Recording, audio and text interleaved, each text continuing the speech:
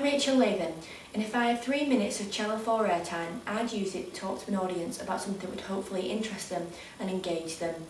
I believe that to engage an audience you need to be passionate about what you're talking about, and the aspect of my life which I'm most passionate about is my sporting career. I'm not going to sit here and bore you by talking about how I used to swim up and down, looking at the bottom of the pool, or counting the tiles on the ceiling and the swan backstroke. No, I'm going to talk to you about how I lost that dream and how I've been motivated to find a new dream. A lot of people say to me, wow, 30 hours of extra time a week, that must be a dream come true. Well, actually no, it's a lost dream. I'm going to start from the beginning for you. I swim with one arm, that's due to my Erb's palsy. Everyone says to me, do you swim around in circles? But no, but it did take me a long time to swim in a straight line, and all that's without taking all the skin off my arm as I swam up and down, and I actually got quite good at it.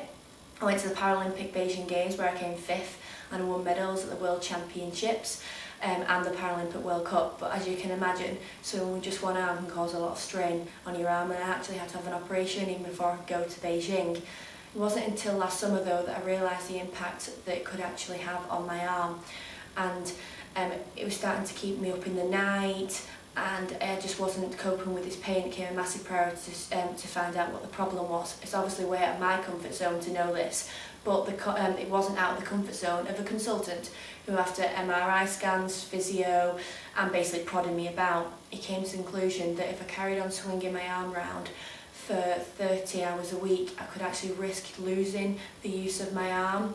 Now, the first thing I thought was, oh my God, I'm not going to go to 2012. It was absolutely devastating for me, but I'm a positive person and I want to look at the positives of what I could get out of this. And obviously one thing was I was going to get all the library time, which meant that I could then get a good degree and hopefully get a degree that would get me a career in sport, which became my new aim in life. I'm just going to read you a quick email from my coach which just says what he thought about me leaving swimming. Hi Rachael, it's a real shame, but taking everything into consideration, you have to do what's best for you and your future quality of life.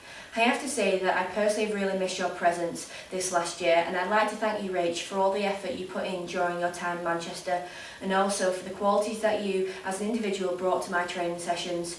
Rach, you're an inspiration and probably will never really appreciate the help you gave other athletes with your commitment and determination, especially through the tough workouts.